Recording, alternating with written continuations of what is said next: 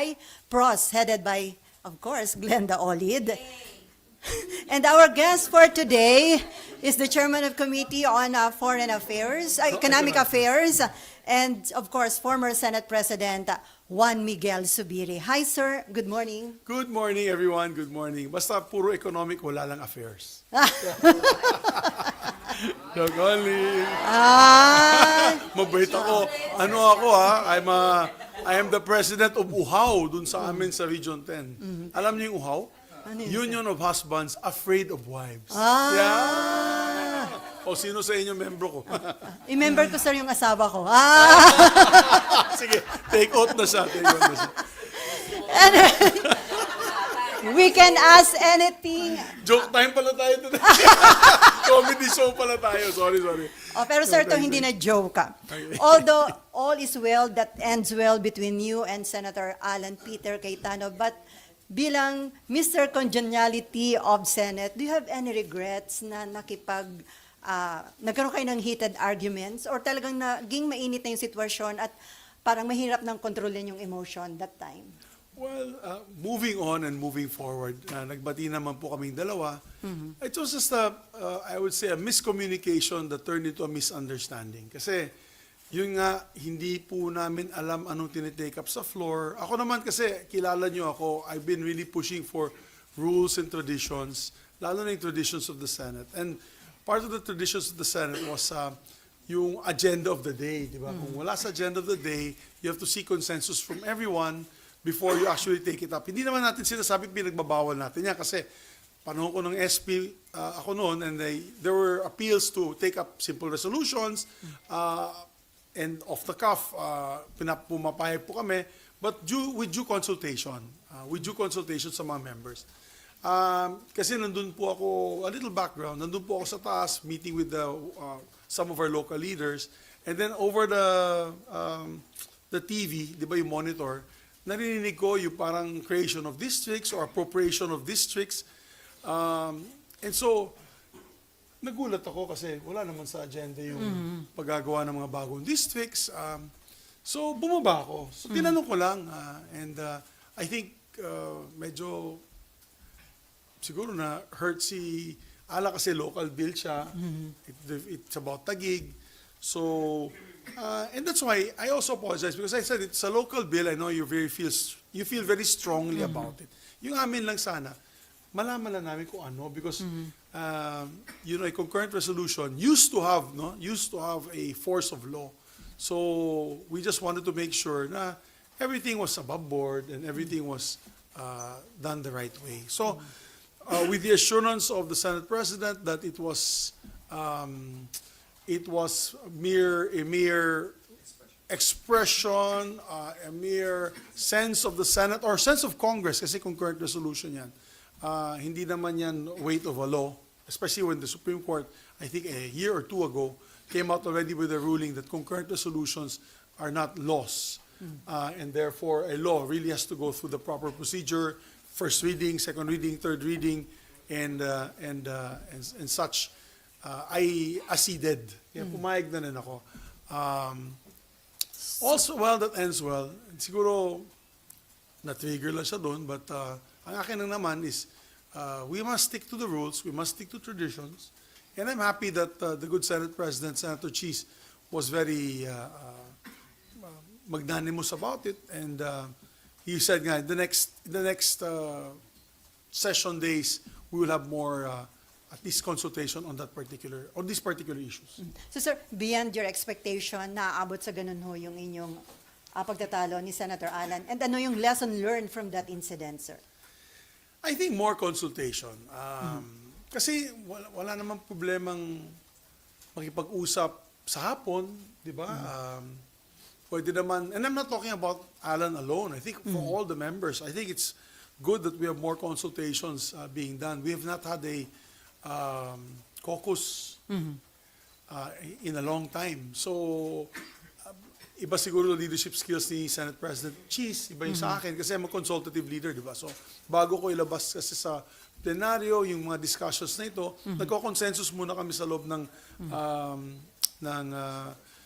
Senator's Lounge. So, of course, I respect the leadership of the Senate President, and that's his leadership style. Pero I think we would avoid this pag medyo may more consultation. Yun lang naman kasi, ako, ayoko yung biglaan. Ayoko lang yung biglaan na may mga bills na iti-take up na hindi po natin alam. I actually, the beginning of his, if I'm not mistaken, the beginning of the term of Senate President Jesus Escudero, I made mention of that on the floor, that we need to have the agenda of the week, agenda of the day, para makapag-aral po kami, lalo na sa local bills. Kasi although local bills po siya, we represent the whole country. So even if I'm from Bukidnon, but being an elected senator from the Republic of the Philippines, even local bills, we'd like to know. Kasi for example, baka additional holidays yan, working holidays, or bills that need budgetary requirements like creation of new engineering districts na navivito na nga ng Malacanang. So we want to be guided na these bills be told to us prior to taking it up on the floor na hindi po namin nalalaman. So maganda naman ang usapan namin ni Senate President Escudero, and he promised that with the majority floor leader, they'll make sure that this information is available to everyone. So we can expect more consultation na sir, pagbalik ng session para maiwasan yung ganitong insidente. I hope so. That was my appeal. That was my appeal to the leadership. Any related question, no more, about the heated arguments? Okay, Mayan. Sir, nakailang focus kayo since umupo si SPG? Wala pa. Wala pa. And you took this up with him after yung tussle ninyo in Center Island. Did you ask him, let's have more focus or meetings before the session? Yes. Remember we had a huddle after our heated altercation on the floor. Nag-pause muna si Senate President Escudero. Tinawag niya kami sa isang kanto, sa harap, nag-uusap kami. Sabi nga niya sa akin, parang since 1998 na tayo magkasama. Ang tagal-tagal na natin magkaibigan, di ba? Ba't pa tayo mag-aaway-aaway? Sabi ko naman sa kanya, no, agree ako dyan, and it's not in my nature and character. Alam niyo naman ako, it's not in my nature and character na makipag-away. Sabi ko na sa kanya, maybe we could have more consultations about this. At least let us know when these bills arise so that we have an idea. Kasi kung nalaman ko lang naman na ganito nga ang issue dun sa Taguig, I would have supported 1,000% our colleague from Taguig. Yun lang kasi, usapin kasi is technical. It was about creation of districts and creation of new, I think, positions for council, which, if you look at the nature of how it's done, it's by law. Constitutional yan eh. If you want to create a new district, it's by law. Even proportioning districts is by law. If you want to carve out, you want to add, by law din yan eh. Pero sabi nga niya na it's just a sense of the Congress. So, kasi wala na siyang time. Wala nang time. Filing na po next week. So, okay naman. I acceded because, my heart is like that. My inherent character is to be that way. But yun nga lang, sana may consultation lang. So sabi nga ni Cheese na he will make sure that it will be, or the members will be informed if things like this happen. And he agreed to more consultations and caucuses pagbalik po ng session, sir? May ganong promise ba? Nag-usap kami kahapon na mag-usap kami. So he said na when we get back, during the break, he wants to meet with me daw. Go one-on-one daw kami. Over what, sir? Yung meeting? These issues like more consultations, how we can improve, I guess, the camaraderie within the senators. Diba? So, yan ang pinag-usapan namin. So sir, aside dun sa consultation, iwasan din sana daw ba ito kung maagang na-file yung concurrent resolution ni Senator Allen? Kasi parang last minute eh. Kung kailan patapos na yung... Tama na siguro yung discussion na yan kasi magsasagutan pa kami ni Alan yan. I think we can move on from that. But definitely the moral of the story is with the leadership, not with Alan. We're okay with Alan. But with the leadership and the majority leadership is that there should be more, not just consultation, more information given prior to taking up things on the floor. So yun lamang, and I think we have that understanding that when bills and resolutions taken up on the floor, to give us leeway and time to study and discuss these measures. Huwag natin madaliin. Sir, na-mention nyo regarding dun sa, meron ka additional? Sige, Mav. Yes. Hello. Yesterday lang po sabi po kasi ni Sen Nancy na bakit kasi hindi na lang gumawa ng bill about the redistricting mismo? Kasi that's how it's supposed to go anyways. I think with due respect to Alan, in fairness to him, the decision came up maybe about a year ago. There has been kasi a moratorium with Congress. If you notice, wala po tayong naipapasa na bills on redistricting or new districts. Wala. Not a single one. Since the coming this 19th Congress. I think Speaker Martin Romualdez has put a temporary moratorium on tackling of bills. Kasi this is what I heard on the grapevine, you can confirm with him, and the House, is medyo marami-rami ang districts. So I think they put I would say, a temporary moratorium, an undisclosed moratorium on filing of new districts. And I hope that in the 20th Congress, they'll open it up. Because for example, sa amin sa Bukidnon, we have 4 districts, but we have about almost 1.5 million vote. We have almost 1.5 million population na. So we can add 1 more district sa province of Bukidnon. And so I'm hoping that we can do that next Congress. So, and many others, kasi lumalaki population So natin. hindi may iwasan yung Hindi may creation iwasan ng another talaga. district. Correct. May darating din ng panahon, baka maging 400 yung congressman because of the constitutional requirement of 250,000, no? 250,000 population per district. Eh, lumalaki yung buong Pilipinas. So, I hope they lift that moratorium next Congress. At lahat ng proposed bill tungkol sa creation ng district nang gagaling sa House yun. Sa Yes, diba? that is treated like a local bill, and thank you. It's treated like a local bill, and definitely it has to emanate from Congress. Kaya nga yung amin, pag mag-file kami ng, let's say, creation of a new district, nasa Committee on Rules referral yan. It will be referred to the Committee on Rules. All local bills will be referred muna to Committee on Rules unless it's already approved in the House and transmitted to the Senate. That is the only time that we can transmit that to the committee in charge. Yes. So that's the reason why maybe si Alan medyo he asked COMELEC to figure out something, no? To figure out a formula para hindi naman ma-displace yung mga taga-Embo. So hindi madi-disenfranchise yung mga taga-Embo, sir? Well, that was his appeal sa resolution niya. So whether the It's up to COMELEC will, COMELEC? yes. But if you ask, yeah, it's up to COMELEC to make that decision. Sir, you said yung issue regarding change of Senate leadership is normal every session break. Does it mean meron po laging nag-a-attempt or meron lang talagang nagpapakalat ng chismis? Alam mo, nung panahon pa nung majority leader po ako Senator Enrile pa. Nung panahon pa ni Senator Enrile, when I was majority leader, I think it was the 14th Congress, if I'm not mistaken. 14th Congress. And then, after which I became majority leader for Senator Soto, marami nang usap-usapin na, Laging gano'n. naalala ko nung panahon ni Senator Enrile, may haka-haka, but there were no numbers. And I was a freshman senator, so hindi ko pa alam paano mag-react dito sa mga ganitong klaseng mga pangyayari. I used to weigh it down all the time with Senator Ed Angara, who was my mentor, and always says, ay naku Migz, palagi yan, pag start of break, nagkakaroon ng rumors. I remember during the time of Tito Soto, Tito Sen, nung sa Farmally issue, na talagang matagal ang discussion dun sa Farmally, di ba? Nagkaroon din ng usapin ng coup at the time. I think maybe nobody knows this.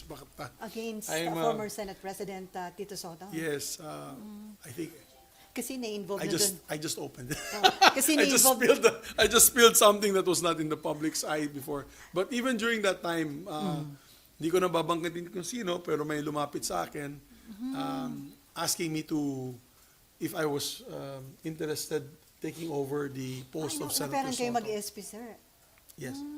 And I will not mention who it was, but I told them flatly no. I can't do that to my SP because as majority leader, you have the trust and confidence of the Senate President. So being his general on the floor, I declined. I politely declined. But even at that time, there was already, and alam ni Senator Soto yan, there was already moves to unseat him because of the very controversial, at that time, family And na-involve issue. po some executive officials, sir. Yes. So, alam niyo na anong mangyayari doon. And But the- it didn't prosper because yung grupo namin, yung seatmates, solid kami sa kanya eh. At that time, the seatmates was 8. We were 8. Kasama dyan si Senator Gordon. Kasama namin sa seatmates. So, it was the 6 of us now, plus Senator Angara, which was 7, plus Senator Gordon, 8. So, solid yung grupo namin noon. And at that time, wala silang mabuo dahil solid yung 8. And I said, as long as we stick together, wala po mangyayari kay Tito Sen. And so, he graduated from the Senate in 2022. And then yun, ako na pong nag-take over. And then even during my time, after the PI, may usap-usapin na rin na, yung People's Initiative, may usap-usapin na rin na tanggalin ako. And then during the hearings of Bato, gano'n din, lalong umugong yung mga balita na tatanggalin din ako. So, it's a normal occurrence, guys. I think if you are Senate President, don't be too comfortable in your seat. As Senate President, you should always be ready at all times. To be replaced. To be replaced or to be, how do you say this? To respect the decision of the majority. Kasi to be replaced, pangit pakinggan eh. Replace ko, parang, I think the majority kasi, when you have 12 to 13, well, this case 13, members who don't want you there anymore, then you have to just respect the decision of the majority. You're at the beck and call of the majority at that point in time. So, my advice to Senate presidents, current and future, is that never warm up too much on your seat. Never be too attached to your office, lalo na yung office sa taas. Kaya na yun, wala pa akong opisina, napagawa pa ako ng opisina. Naging squatter po ako sa sarili nating tahanan. So, when I was majority floor leader, if you noticed, I never moved to the 6th floor. Nung majority floor leader po ako, I stayed in my room sa 5th floor. Kasi alam ko at anytime pwede ka na matanggal, diyan ka lang sa opisina mo sa 5th floor. So, sir, yung advice niyo na yun sa sinumang Senate President ay based sa inyong naging experience. Yes. Just do a good job. I always said na, alam mo, sabi ko palagi na the Senate presidency, primus inter pares yan eh. You're only the first among equals. In other words, lahat po tayo ay equal. Ano ka lang, nangunguna ka lang, pinili ka lang bilang Senate president. But as fast as they give it to you, it's also that fast they can take it away from you.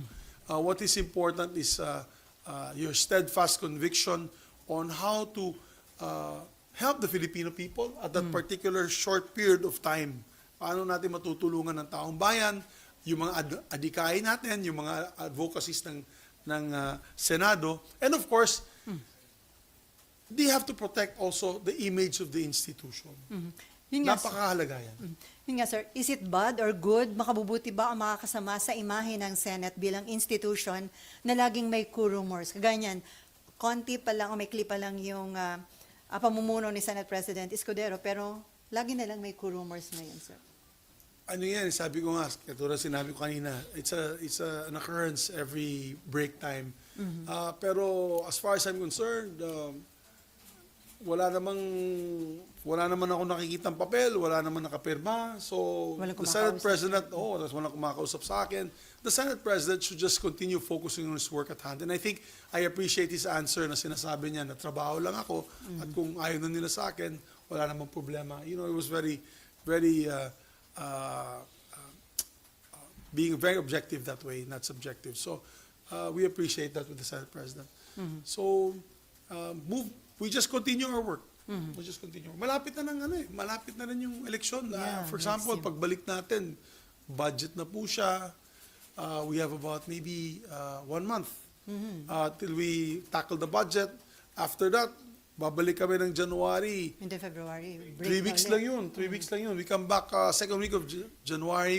We finish first week of Feb. Break na naman yan ng 3 weeks, 2 months siguro dahil sa kampanya. Campaign. Yeah, so babalik kami ng May. I think after the second week of May, third week of May, after 1 week after the elections. And then we have only 2 weeks of work. After that, handa na po tayo sa bagong 20th Composition Congress. Yeah, and also leadership. All bets are off kasi may pagdating sa Senate presidency at the time, all bets are off because you have a set of 12 new senators. Yes. So yung 12 new senators, pipili talaga yan ng bagong Senate president. It could be Senator Cheese or it could be anyone else. I mean, you have incoming senior members like Tito Soto, I'm sure will win. Senator Ping Lacson, I'm sure will win. So you have incoming, of course, old-timers. I don't want to say they're old, but Mga veterans. veterans. Veterans, makapagalitan ako ng dalawa. Mga veterans na babalik dito sa Senado. So, may follow-up question. Sir, isa lang, may usapan kayo sa seatmates group na ganon na should there be any talks of a coup, you will not support it because anyway, mag-election na rin naman a few months from now. May ganon ba? Wala naman kaming usapan ng ganyan, pero ang usapan namin is all for one for all. So, we stick together. The 6 of us. We'll continue to stick together. And your group is satisfied naman? Nakakalata nga di ba, yung pag-accept ng Legion de Honor ni Senator Lauren. Lahat na nagbigay ng speeches, seatmates. Tapos kahapon, seatmates din lahat Yung sa JIL. Ay, JIL. Seatmates din.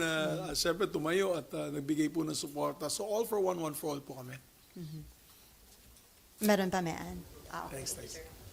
Anyway, sir, regarding dito sa yung preparation para sa incoming Barm parliamentary elections next year, do you have any concerns po? At ano yung assurance at what should be done to make sure na yung magiging election po fair, credible, and peaceful?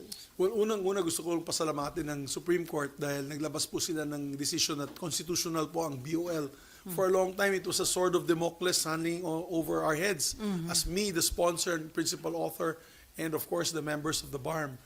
Alam mo, pag dineclare nilang unconstitutional yan, back to the drawing board po tayo at baka magkakaroon ng kaguluhan doon. So, I'm very happy that was the decision of the Supreme Court upholding the constitutionality of the Bangsamoro Organic Law.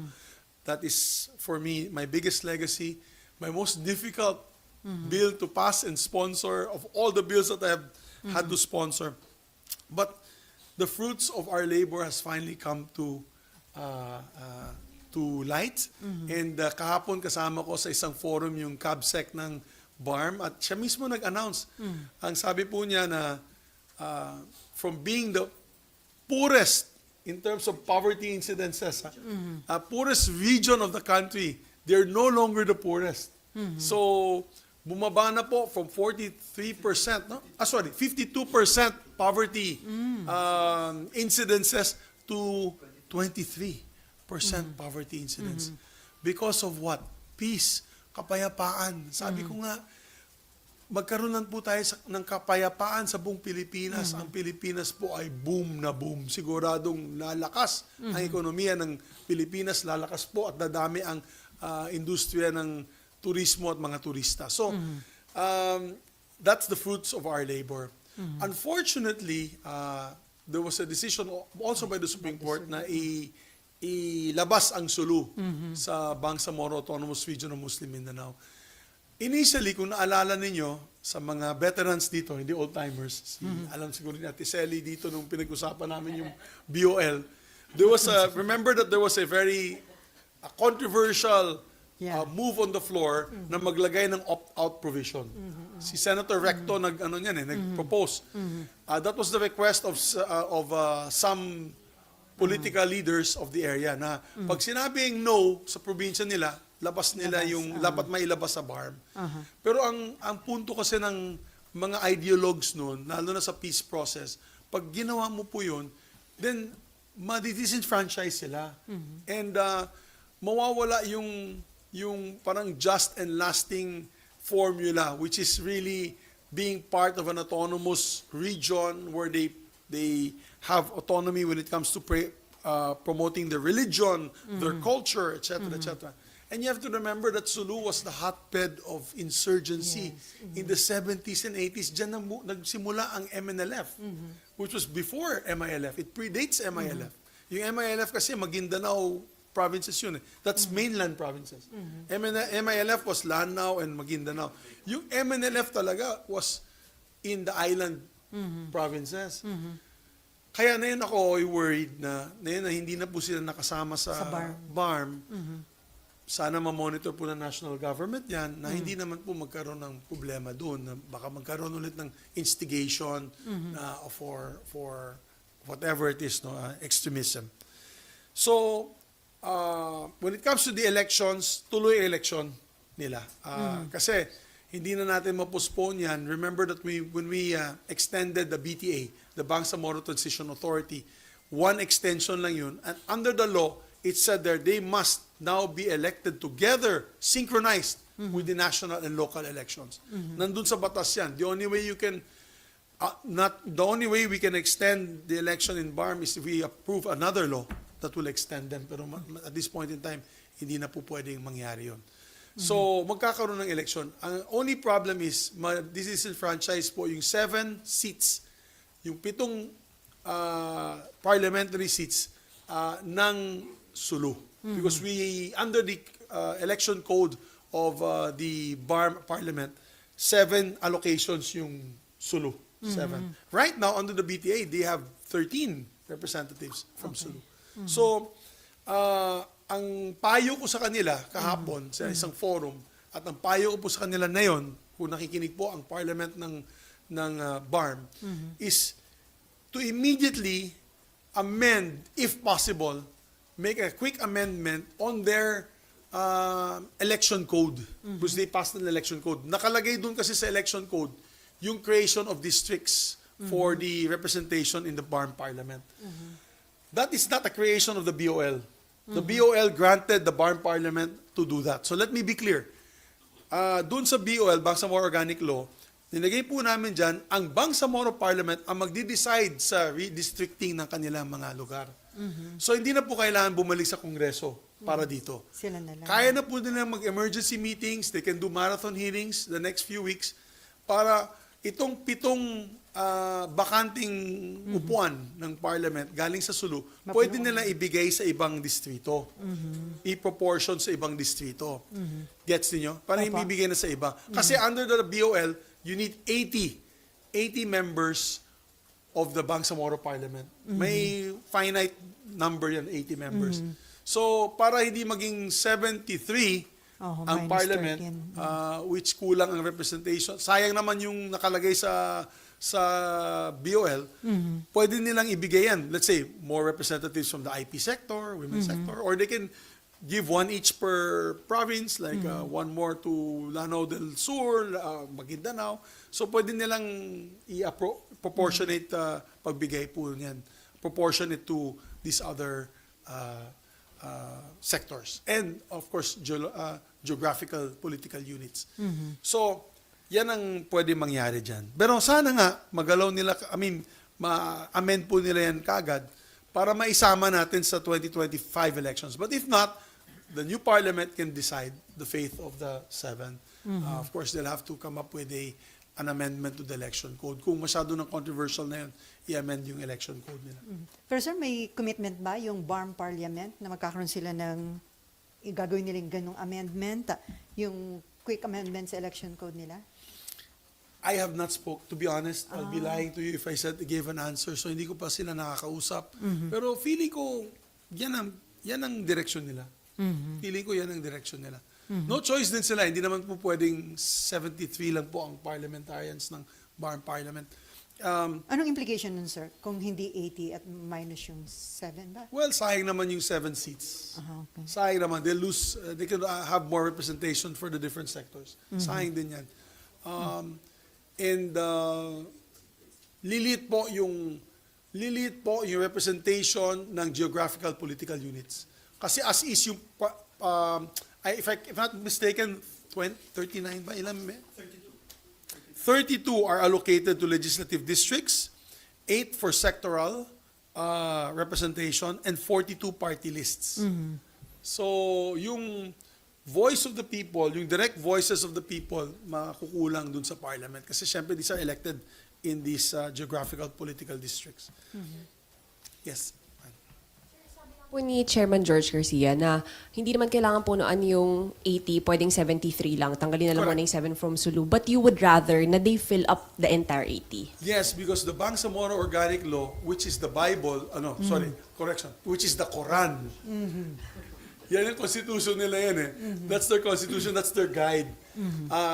Requires 80 members of parliament. So, but Chairman George is absolutely correct. I will not disagree with him. Pwede po for these purposes, for these elections, pag hindi po na-amend yung kanilang electoral code, they can proceed with the 73. And then after which, they can amend the electoral code and baka sa 2028, ma-fill up na po yan. Or they can do a special elections. They can conduct a special elections for the 7 parliamentary, 7 seats. And also, for those people, kasi hindi naman, hindi naman malaki yung agwat ng yes and no sa Sulu. Buti sana kung 200 yung yes to Barm and 300,000 yung no, Slim then we would understand. Pero slim kasi yung margin. About 130 plus thousand yung nag-yes to Barm, 160 plus thousand yung nag-no to Barm. So, dikit pa yun. So, ibig sabihin, almost half the population of Sulu still want to be part of Barm. Now, to do that, they can go to Congress. The people of Sulu through its representation, kasi, alam mo, nung nagkaroon po ng plebiscito, 2019 yan, 2019. Okay. Since 2019, medyo mainit pa yung usapin ng opt-in, opt-out dun sa Barm. Kung gusto nila pumasok o lumabas. From 2019 to 2024, napakalaki na po ang pondo na ibigay ng Barm sa Sulu. Because of the block grant. As a matter of fact, it was enumerated yesterday by Cabsec Pendatum. Sabi niya, they gave almost 9 billion pesos in terms of infrastructure and projects to Sulu alone. Sulu, and they had 5,000 employees under, imagine that's 5,000 families under Barm na mawawala na po dahil sa desisyon ng ating Supreme Court. For example, yung teachers, yung nagbabayad ng sweldo nun, Barm na. So, babalik po yan sa Region 9, DepEd. So, kaya kausap ko din si Sani Angara, paano natin matutulungan yung mga Sulu, dahil kailangan i-reabsorb ng DepEd. Buti na lang, budget hearing na yun, kailangan i-reabsorb ng DepEd yung 4,000 of that 5,000 teachers, of the 5,000 employees of Barm, 4,000 of which are teachers. So, parang feeling ko, at this point in time, medyo nakita nila na may advantage na makasama sa Barm. Kasi aside from the LGU or era ng LGUs, natatanggap nila yung hindi nawawala yung era ng LGUs. Tuloy-tuloy po yan galing sa national government. Pero may dagdag sila galing sa Barm government. So with that said, all is not lost. Possible pa rin makasama. Possible sila makasama. How? If the 2 district representatives or even 1 district representative from Sulu files a bill amending the BOL to allow Sulu or to allow a plebiscite once again for Sulu, di ba? To allow a plebiscite once again for Sulu to be part of Barm, we in the Senate, if they approve it in the House, we in the Senate will approve, I'm sure, wholeheartedly that measure. Bakit? Under the BOL law, items like that, which is additional areas, nilagay po namin yan. There are certain provisions under the BOL law. Nakalagay doon. If more provinces want to join Barm, then they may do so through enactment of a bill by both houses and approval, and then we will set a plebiscite. The plebiscite will be set. So all is not lost. Hindi ibig sabihin imposible na at yung mga tao sa Sulu, yung mga kababayan natin sa Sulu, hindi na po makakasama sa Barm. So, wag po sila mawala ng pag-asa. It's just a legislative process. We can tackle it. We can do it. I will be a senator until 2028, until the 20th Congress. If they want to reacquire membership to the Barm, pwede pa po mangyari yun. Sir, na-mention niyo yung black grant. So, ano yung mukhang nagagamit naman ho ng tama dahil sabi niyo nga ngayon, dun sa Barm, yung poverty incident bumaba na. And then at the same time, sabi niyo nga yung sa Sulu, almost ilang billion yung naibigay. Almost, according to them, for the last 5 years, almost 8 billion na ang nabigay nila doon. 8 to 9 billion. So malaki. So under BOL, sir, may assurance na yung black grant na ibibigay sa Barm hindi magagamit sa corruption. Actually, nakikita nyo naman na yun, hindi ganon kagrabe ang issue ng corruption. Hindi katulad doon sa ARM. Yeah. Di ba sa ARM, yung mga politiko, dinadala yung pera sa, kinukuha sa land bank, dinadala sa bahay, tapos may kwarto sila, yun yung land bank nila. They just get the money in the bayong and then, you know. So there was really very little transparency. And in fairness to the Bangsamoro Transition Authority and the Chief Minister and the Bangsamoro government, yung criticism sa kanila, and if you can recall, the criticism was, ang bagal-bagal nilang gumalaw sa mga projects doon sa first 2 years. Kaya nga in-extend natin sila dahil sa pandemic, pero yung first 2 to 3 years, bagal-bagal daw nila. The reason being, at kausap ko po sina ni Minister Iqbal, ang sabi po nila sa amin na mabagal kami kumilos dahil nag-iingat kami sa pera. Takot sila eh. Remember that they're ideologues, so the people are looking at them. Sabihin ng tao, pareho lang kayo sa mga corrupt nung dati. So, ayaw nilang mangyari yun. And under the BOL, we put two checks and balances. What is the two? We have an internal audit system, may internal audit system ang BOL under the COA, which asks them not only for post-audit but for pre-audit. In other words, kung may programa kayo sa isang lugar, i-present nyo muna dun sa internal audit system nila before it's actually approved into actual implementation.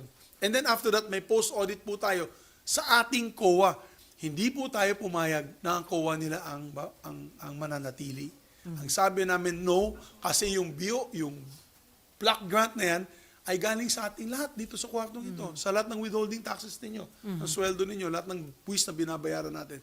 That's the black grant comes from the 5% income of government, which comes from all of us. So we had the right. Sabi ko nga, hindi ako pumayag as author of BOL. Hindi ako papayag na wala pong say ang COA national dito. So, yun yung mga checks and balances. And so, in fairness, wala na po akong naririnig na ganung klaseng nakawan na nangyari nung araw. So, I think it's moving and working fairly efficient for the people. And as you said, the numbers don't lie. The numbers don't lie, guys. From 52% to now 23%. Ang laking drop no ng poverty incidences. And I see more investments coming in.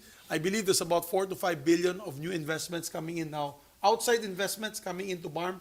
There are many countries like Malaysia, Indonesia that want to do halal tourism dun sa Barm. Ano yung halal tourism? Yung paggagawa ng mga, for example, poultry farms, yung sheep farms, goat farms na halal, na kasi mahal ng lupa sa Malaysia, mahal ng lupa dun sa Indonesia, dun nila tatayo yung mga farms at dadalhin po yung mga produkto dun sa kanila mga bansa, and vice versa also for tourism for the Barm area with our neighbors, our Muslim neighbors like from Brunei, Indonesia, and Malaysia.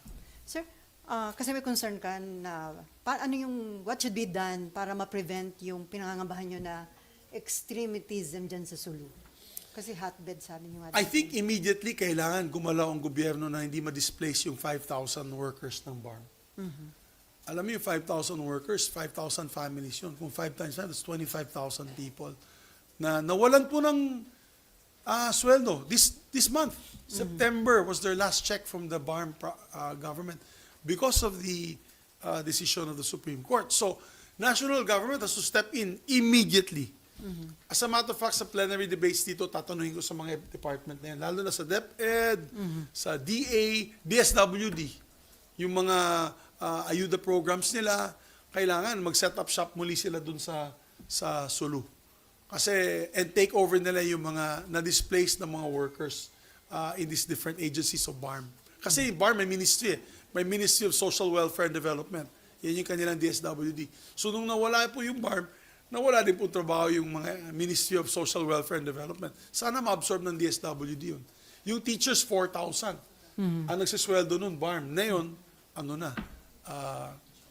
national government. Sir, ito naman, yung Department of Budget and Management has released 1 billion pesos to compensate victims of Marawi siege bilang taga Mindanao.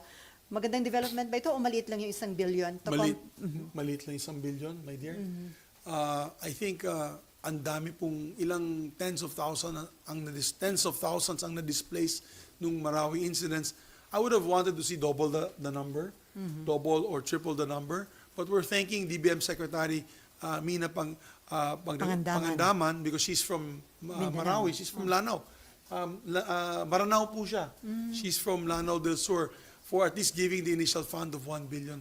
But hopefully in the next coming years ay parang MICA multi-year release ng multi-year allocation at madadagdagan pa sana yung pondong iyan para magkaroon po ng just and lasting compensation for the Marawi siege victims. So, konti lang makikinabang dun, sir, sa 1 billion? Mag-compute tayo at how many families were displaced and homes lost, sa tingin ko medyo payat pa yan. Pero,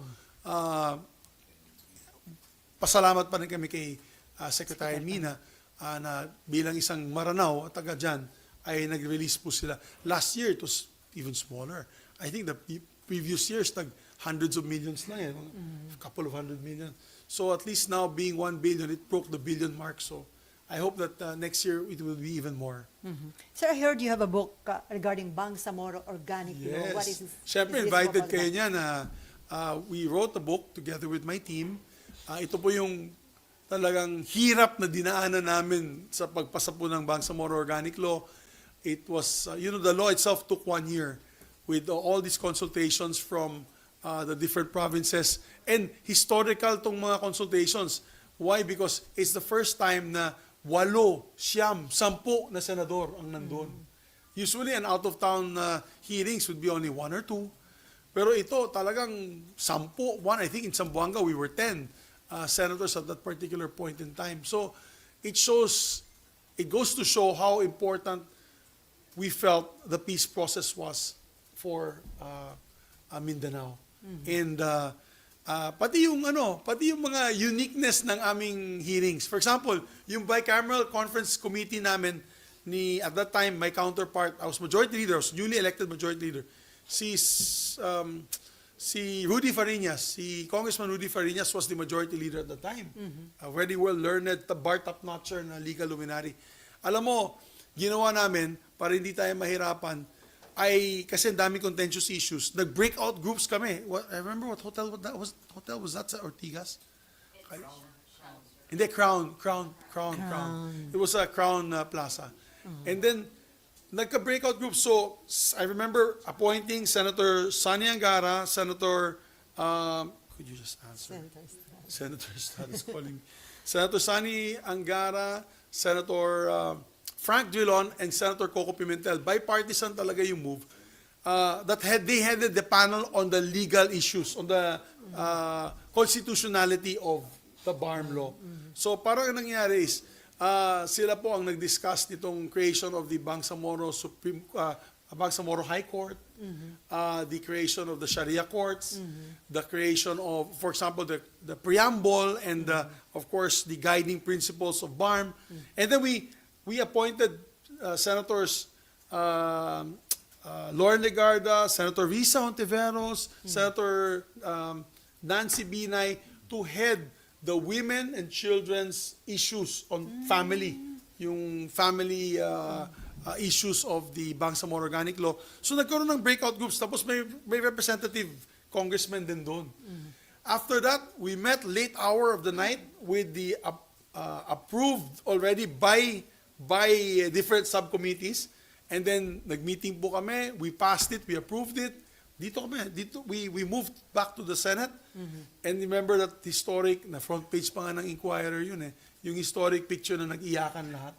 When we have final approval of the Bangsamoro bicameral conference committee report for ratification na kasi yun, nag-iyakan sila dito. Pati ako umiyak. I have that picture in my office na umiiyak po kami nung pinasa po namin yan. And so we encapsulated that in a book, and it's a photo book, so baka nandun kayo kasi nandyan, marami. Kasi mga maraming cover. pictures dun May mga media din yun. Habang nag-i-interview po kayo ng mga politiko, nandyan din kayo. Gaganda ng pictures and basically narration of how we filed it. It started with Marawi Siege. Yung naging We journey filed sa it, tapos naging journey po siya all the way down to, even up to the plebiscite, nung nanalo na po, Bangsamoro Organic. When is the launching of that book, sir? Fingers crossed, December. So, mambublow out po ako sa inyo December. Let's have dinner together with the guests, and hopefully we can launch it by December na po. The title of the book is Road to Peace. So sir, because of the Barm, kasi napansin nga namin, wala na yung mga issue ng kidnapping, wala na, di ba? Wala na masyado. Because of the Barm. Imagine, nagkakaroon ng turista na sa Tawi-Tawi. Because of the Barm, because you're getting combatants and making them part of government. Yung mga combatant dati ay ngayon kawani ng gobyerno. So parang sila na mismo nagsasabi na huwag tayong magkagulo dito dahil mapapahiya tayo sa taong bayan at sa buong Pilipinas. They take it upon themselves. No? May ano na sila, may stake na sila. They're now part of the solution, not part of the problem. Kaya yung dating siguro yung dating mga armed elements ay ngayon sila na po ay member ng PNP, member ng AFP, sila ay member ng Barm government, nasa BGMP na po sila. So, napakaganda ng kalalabasan. If you notice, we have not had, and knock on wood, I don't want to jinx it, but we have not had any major incidents since the passage of the Barm Law. Except siguro yung Marawi bombing, yung nasa MSU. Pero yung talagang extremist militant yun na galing pa sa abroad yata yung training nun at yung kasama dun sa pagsabog nun. But that was the only time, yung sa simbahan sa MSU. Other than that, there's been no major incursions, there have been no major clashes, except siguro paghahabol nila dun sa BFF, which even now, di ba, medyo tahimik na rin yung BFF kasi nag-reach out po yung MILF na peace panel sa kanila na magsama na lang tayo lahat. Anyway, the national government has given us this kind of autonomy that they can be proud of. By the way, I'm happy to say, in all my official visits, pumunta po ako sa speaker ng parliament ng Great Britain, sa France, National Assembly, even the European Parliament, ang pinupuri po nila ang Bangsamoro Autonomous Region of Muslim Mindanao. It has become a case, a successful case study for many countries who have this type of extremism, na separatist movement. Talagang unang-unang agenda, pasalamat sila na tinuloy po natin. Pasalamat sila sa akin. Nag-author po tayo, nag-sponsor.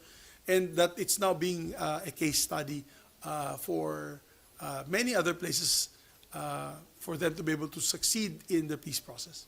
So you're hoping eventually magiging tourist destination na po itong mga probinsya under Barm. Alam mo, Ate Sally, we've been to a lot of places in the country for election purposes. Alam nyo, ang pinakamagandang beach area ang Barm. Ang mga beach sa Tawi-Tawi, pati sa Sulu, pink yung sand. Pink, hindi white. Pink. Hindi white, medyo light pink. Mauve.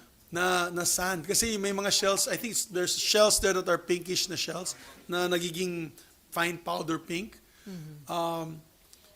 Ang gaganda. Yung Bonggao ng Tawi-Tawi, if you've never been to Bonggao, it is like Tahiti or yung mga islands sa Micronesia. Ang ganda-ganda. So, if you're looking for like tourist havens, basta may kapayapaan, Barm is the place to go. And of course, agriculture. The best place to plant bananas, pineapples, corn, and different kinds of high-value crops is Barm. Diyan lang ako nakakita sa Maguindanao, sa Lanao Sur, na tens of thousands of hectares na napaka-fertile ng soil, napakaganda napakataba ng lupa. Bilang isang licensed agriculturist, I would say that it was one of the best areas to promote agriculture. Pero sir, mako-cover ba yung BARM dun sa sinusulong nyo na establishment ng cabinet cluster focus dun sa mga issues sa tourism industry or hindi? Di, kasama po. Kasama din kasama yun. po yan.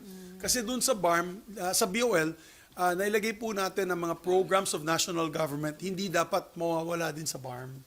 So for example, ang TUPAD, AIX, hindi dapat mawala sa BARM yun.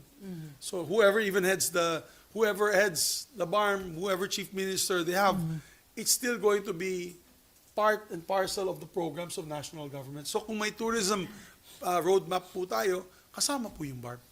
Kasama po yung BARM. So sir, anong open ba yung Malacanang to create a cabinet Yes, cluster? ang balita sa akin ni DBM Secretary Mina at Senator Ralph, when I followed up with them, the President's very open to it. So actually, mamaya pupunta po ako sa Malacanang sa signing ng ating Agricultural Smuggling, Anti-Smuggling Act. So bubulong ko ulit kay Presidente na kung pwede mag-conduct po siya ng cabinet cluster for tourism. Sayang eh. That's a low-lying fruit. Kasi, papakita ko sa'yo, really quick, Apa. yung tourism, napakaliit ng ano niya sa GDP. Ang, I think less than 4% ang contribution sa GDP. Where in other countries like Thailand, Malaysia, Mataas. Indonesia, like Bali, mataas po, double digits yung contribution ng tourism sa GDP growth rate ng bansa. So, Sayang. sayang. I think we're all less than 5%. Less than 5%. Okay, other issue? Ano nga po? John Ordonez from Business World. Hi, John. Sir, this is concerning the South Korean Free Trade Agreement. Oh, yes. And sir, since South Korea wants to expand more of its car manufacturers in the Philippines with the agreement, since it would remove 5% of its import duties on these cars, how can the Philippines leverage this FTA with the Create More to attract more foreign investors? Well, the free trade agreement which we ratified this week, na-ratify na po yan. We had unanimous consent for this. Will pave the way for more trade between Korea and the Philippines. Parang JPEPA po yan. Magiging mas mura yung mga Korean goods, but at the same time, magiging mas accessible yung agricultural products natin dun sa Korea. That was one of the first items on the agenda in the discussions of the trade talks with Korea, na makakapasok yung mga pinya, bananas, mangoes, agricultural products also directly into Korea with less tariffs and less protectionist measures of the Korean government. So, malaga po yan. And of course, we can now do more trade in terms of manufacturing of furniture, yung mga uniquely Filipino, mga tatak Filipino products dun sa Korea. It will also now open or pave the way for Korean companies to come into the Philippines to set up shop. Easier for the Korean businessmen also to get business visas under this trade agreement. So it will mean more jobs. Talagang walang talo ang free trade agreement natin sa Korea. Ang tinutulak na lang natin na yun ang European Union. So EU trade agreement, free trade agreement, and many others. No? We're trying to also get a preferential trade agreement with the United States. Na as of now, wala pa. So, on the Create More, I'm happy to announce, because of the Create More discussions, it bore fruit already. Ang dami na pong Japanese companies na papasok sa atin, yung mga Japanese companies na nandito na, that were here, that wanted to relocate. For example, Itochu, who owns Dole Philippines, that actually employs 50,000 Filipinos, because of our amendment that as long as you are an export-oriented company in the Philippines, that does not need to be located in an IPA, which is like for example Clark, Subic, Apeco, Cesa, at nasa labas po kayo katulad ng Del Monte, Dole, and other companies, you will be also subject to the same, almost the same, no? Rules and regulations and benefits and I'm looking for the word, mga incentives that are given to the ones located in the IPAs. So, because of that, hindi na alis ang Itochu. We had a lunch, binuot nila ako sa Japanese lunch last week. Tuwang-tuwa po sila. And they said that they are so happy that they want to expand. So, kaya nakikiusap siya sa akin sa Bukidnon, kung pwede pa rin daw sila mag-expand, tatayo daw sila ng planta. It's a box, box plant, yung boxing, yung crate plant. Paggawa po ng mga crates and boxes nila. Which before, dahil nga walang amendment sa crate law, problematic sila dahil charge sila ng VAT for the packaging. But because of this new crate law, now they can produce the packaging here instead of importing it. Imagine, it makes no sense. Dahil sa dating regime, before the crate law was passed, the new crate more. For example, exporter ka, my dear, nag-export ka ng glasses. Yung lalagyan ng glasses niyan, local. Local. China-charge local packaging. Icha-charge ng BIR yung local packaging. Nai-export mo na naman. So, hindi naman yan local consumption. Ang sabi ng BIR, di mag-apply ka ng VAT refund. Yung BIR naman, di naman namimigay ng refund yun. Kasi mawawala yung collection nila. Ang ginagawa nila, eventually, sinasabihan nila yung mga exporters, take us to court. So, yung Itochu, for example, Dole Philippines, they have 5 billion pesos pending on the CTA, Court of Tax Appeals. Kaya parang, imagine, they lost 5 billion in revenue. So talagang naiinip sila, gusto na nilang umalis. So under this new law, yung manufacturer niyan, cover ng iyong eyeglasses ay now VAT-free. Basta i-export mo yan. No need of refund. So nabuhay muli yung export industries dito sa ating bansa with the Create More provisions. And I'm very happy and proud of our contribution, and also remember that I was the one who's pushing for this as SP. I gave a speech on the podium na yung mga Japanese exporters are complaining. When we went to Japan to meet Prime Minister Kishida, yan dan ng bungkang bibig niya na may problema yung mga Japanese exporters dito sa Pilipinas at natatakot siya ay umalis sila. And when he came here in his speech, he also mentioned that he was very appreciative of the fact that we are trying to solve that problem with the Create More bill. So I'm very proud and honored to have been part of that journey, and I'm proud of also of our sponsor, Senator Sherwin Gatchalian, who's a member of our group. So, John. Yes, sir. Okay. Follow-up question. Sir, the Senate recently passed the VAT refund for tourists bill as well. And Senator Coco opposed this measure. So what do you think the government should do to attract more tourists after this passage? Actually, I'm very much in favor of that. Kasi lahat ng umiikot sa buong mundo, mga katulad nyo, magbabakasyon po kayo sa Japan. I'm sure marami kayo magbabakasyon ng Japan or nakabakasyon sa Japan. Doon mismo sa shop, when you go to Uniqlo, and I'm sure everybody goes to Uniqlo here, when you go to Uniqlo, kaagad-agad hingi nila sa yung passport mo.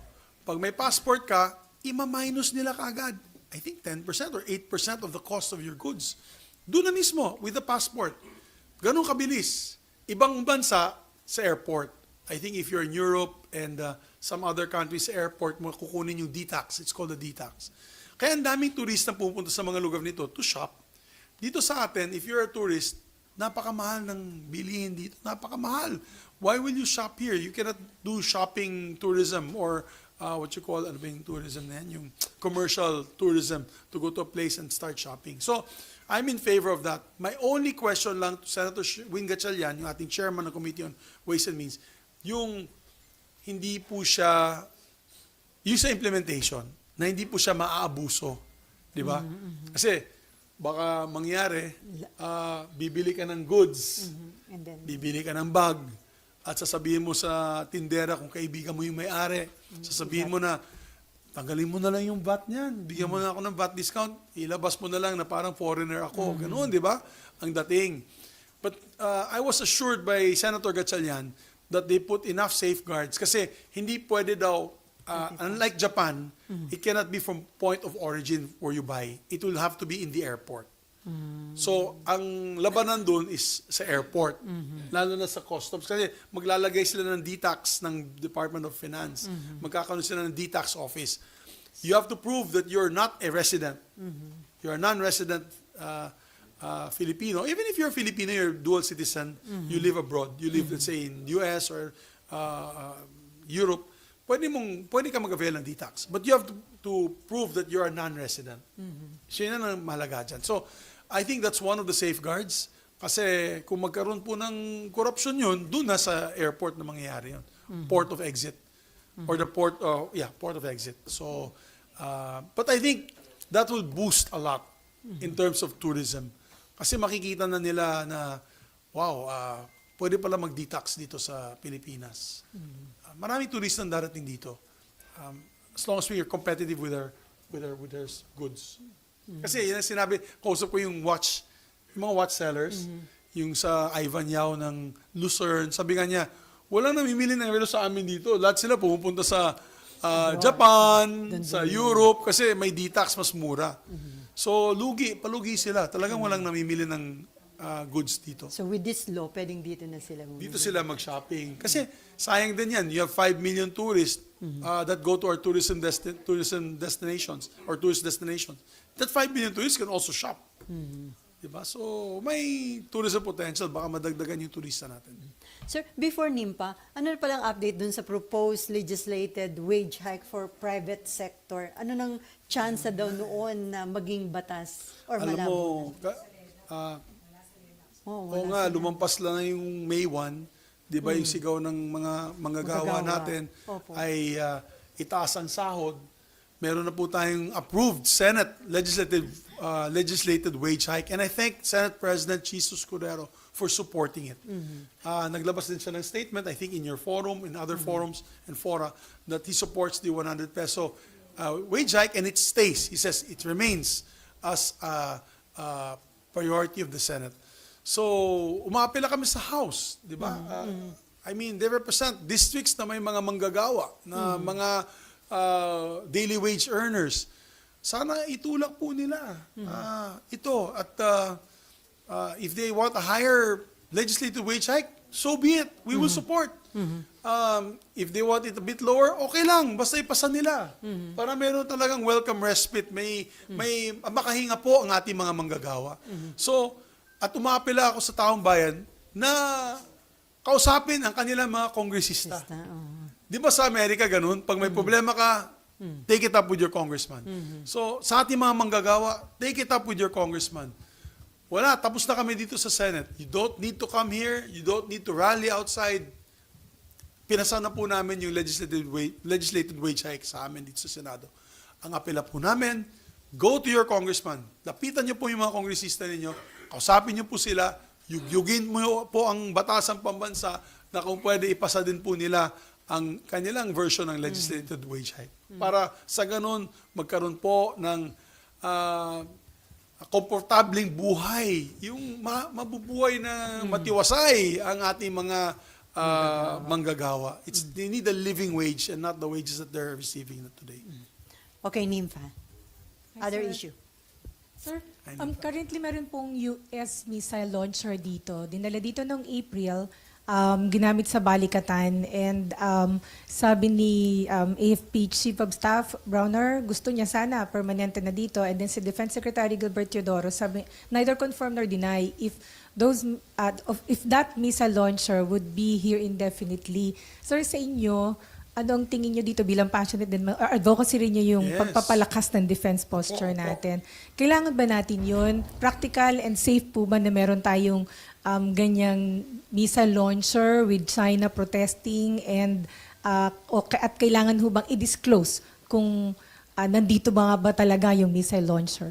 Ako sa aking pananaw, personal na opinion, dapat talaga manatili siya dito habang hinaharas pa tayo sa West Philippine Sea. Habang lumalapit ang China sa mainland Philippines.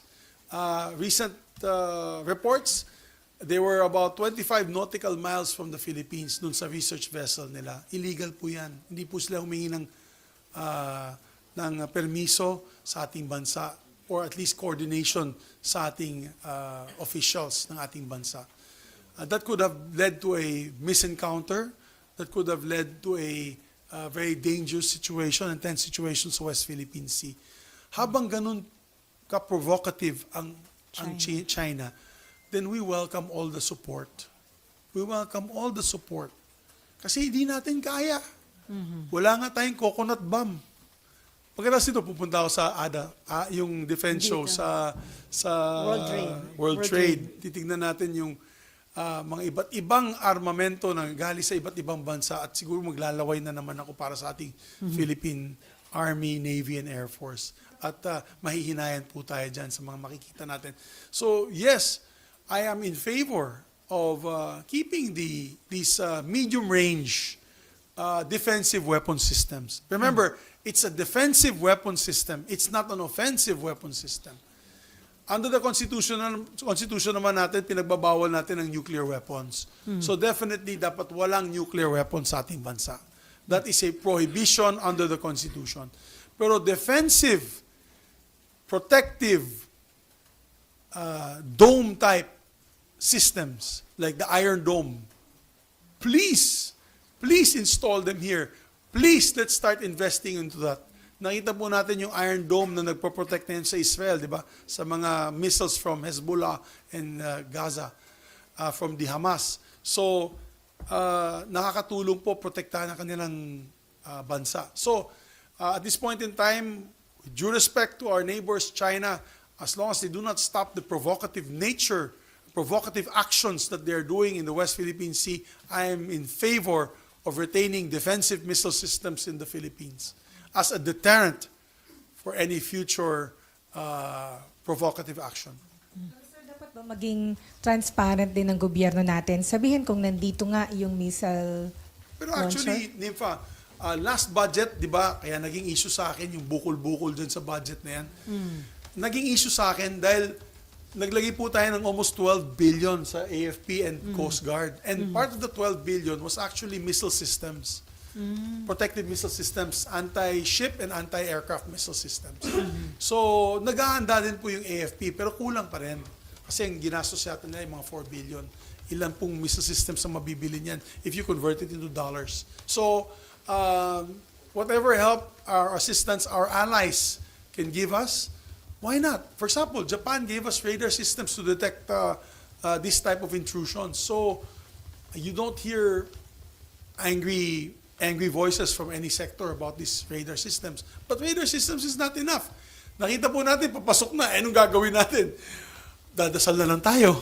Hindi naman pwede yun, di ba? Kailan nakikita natin, papasok na, depensa natin ang sarili natin. So, yan ang importante. Pero sir, isa na lang. O i-launch ang manananggal. Sir, isa na lang, but anong gagawin po natin with China protesting? Nagagalit sila, although sila mismo nagtetest din ng kanilang missile launcher. Well, we'll just tell them, stop harassing us. Can't we live peacefully in the West Philippine Sea? Can't we coexist? Can't we patrol our own exclusive economic zone granted to us by the arbitral ruling of the UN? So, until they leave, until they stop their provocative action, we should welcome assistance from our allies. Pero sir, yung iba kasi sinasabi baka makaprovoke lalo to sa China. Pinoprovoke naman tayo araw-araw, pinoprovoke tayo. Sila yung Ano pa? nagpo-provoke. Sila nagpo-provoke. Tapos nagagalit pa sila kung nandun kayo, mga media nanonood. Di ba pinipicturean pa kayo eh? Di ba? Pinipicturean pa kayo. Para kayo naman spies. You guys are international spies for videoing them. Kalokohan yung mga accusations nila. Before Robert, so sir, dito nga sa nangyayaring tension sa West Philippine Sea, conforme pa ka ba na binawasan daw yung proposed budget para sa AFP Modernization Program for 2025? I'm extremely upset and disheartened to find out na binawasan yung pondo nila, lalo na sa modernization program. I think ang nilagay lang po nila sa modernization program is a measly 25B. Yes. From Anong mabibili mo sa 25B? That's $500 million. What can you buy with $500 million? Yung aircraft systems na kailangan natin is, I think, $20 to $30 million per aircraft. So, 12 aircraft alone is ubus na po yung 25 billion sa 12 aircraft. Kailangan po natin barko. Yung Coast Guard kailangan nila ng malalaking barko. Kailangan nila ng offshore patrol vessels. When I say offshore, pwedeng mga isang buwan na nasa dagat. Kasi yung maliliit na patrol boats, kailangan nila bumalik palagi, so napakamahal ng gastos sa gasolina at crudo. So, 25 billion is a pittance. I hope that the Senate with the leadership can step up the funding. Maybe match what we gave last year. Di ba? Kung kaya nila magdagdag ng 10 billion pa for the 25 billion for their anti-hacking, yung sa cyber-hacking units, yung mga additional missiles, aircraft, and ships for both Coast Guard and the Navy. Okay, Robert. Sir, good morning. Your reaction lang, sir, and comment. Ngayong umaga po kasi during sa alyansa ng Bagong Pilipinas na nilaunch po ni President Marcos, pinakilala na niya yung 12 slate niya na bubuuin dahil nga po alyansa, iba-ibang partido nang galing. Kasama po dito yung mga nakasama na ninyo before dito sa Senate, si Tito Sen, si Senator Manny Pacquiao, si Ping former Lacson. Senator Ping Lacson. Lacson, Senator Lapid. Your reaction to this, sir? No, I welcome that. Alam mo naman, I'm an ally of the President, so wala naman po akong problema dyan. I've worked with all of them, di ba? Kasama naman natin sila dito. And we're excited to see the outcome of this 2025 elections. And hopefully, makakabalik po sila lahat. Lalo na yung mga incumbents na nandito po na yun. Sir, may mga susuportahan ka ba endorse na mga senatorial candidates? Siguro sa Mindanao, tsaka sa...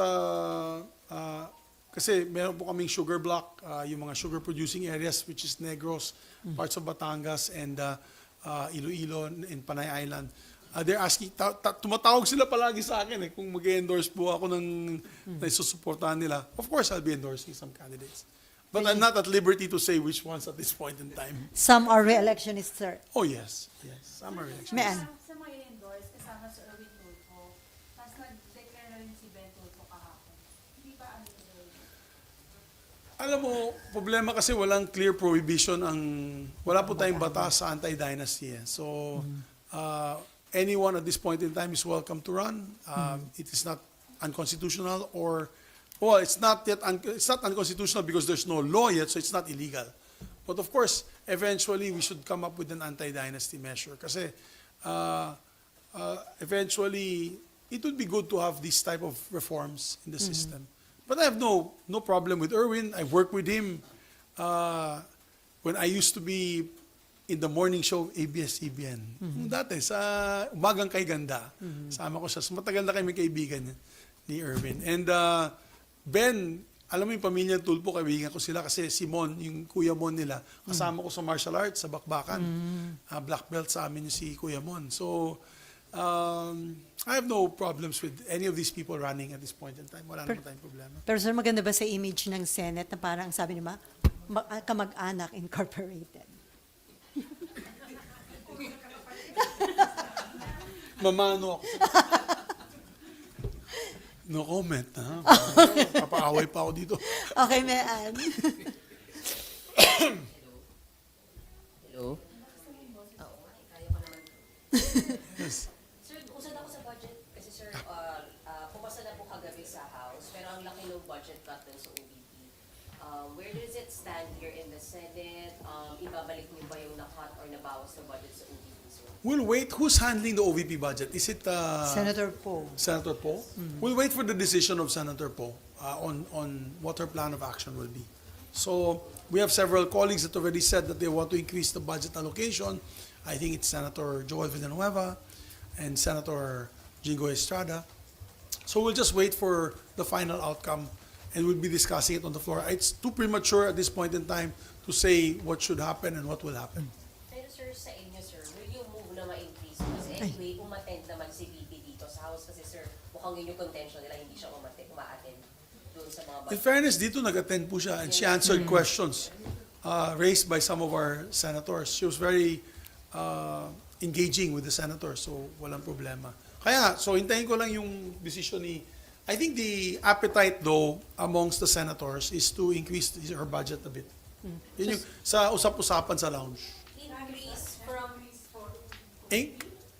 The appetite is of the senators. I'm not saying me. I'm saying the discussions on the lounge is to increase ng konti yung budget ng ng OVP. So yung 2-point-something billion, dagdagan pa?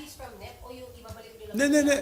Yung 700 million na yung 700 million na inapprove ng House, darating sa amin yan, 700 million eh.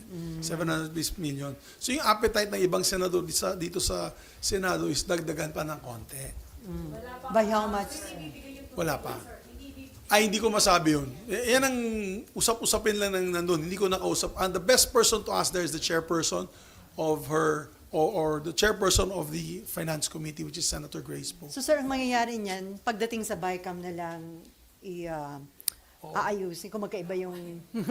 Magkakaroon ng difference sa BICAM, so difference of opinion. Again, the best person to answer that is Senator Grace po. So dapat ba umattend dito si BP para hindi magkaroon ng katulad ng issue like sa House? Di ba sa pag-plenary, I think she'll attend here. I think she'll Dito attend sa here. Senate. I think.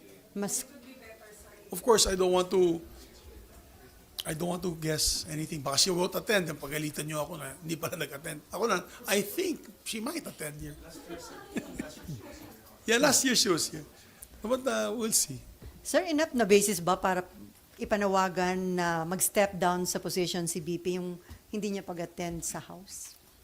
Hindi naman tama siguro yan. I think it's her prerogative. She was selected by 31 million Filipinos. You know, as she said, she will respect the decision of Congress on her budget. We'll leave it at that. We'll leave it at that. Okay, any more question? No more? Thank you, Gutom na guys. Gutom na sila. Gutom din ako. Hindi pa ako nagbe-breakfast. Gusto namin, May sir, fasting ako, makapunta fasting. sa mga sinasabi mong magandang beach sa bar. Oo, punta tayong tawi-tawi. Sige. Set ko, gusto mo? Pero sasakay na naman tayo Yung ng may military pink plane. sand. C-130 na lang. Sorry, C-130 na naman. On that Baka we can note, charter a flight, no? Baka we can charter a flight. What we can do is Sambuanga tayo, then I can charter a plane, a big one, yung hindi naman military, yung propeller. Tapos we can go to, then we can mga Cebu Pacific, mga Paldives. basta sir, gusto namin makita yung pink sand. Ah, talaga? Oo, yun ang gusto namin. Pwede pink tayo sand. mag-Zamboanga. Parang part of the book launching, punta tayo doon. Ayun. Tawi-tawi tayo. Sama kayo, ha? Oh, we'll get everybody, including the cameraman. Take them there. Sir, dapat Punta nyo yung tayo nakabreak yung session. Oo nga. Itong break, why not? Why not? Peanut pa, baka wala pang time. O baka. Anyway, on that note, thank Thank you you. so much, Senator Juan Migz Thanks, guys. It's Zubiri. good to see you all. Thank you. Thank Okay, you. and thank Salamat.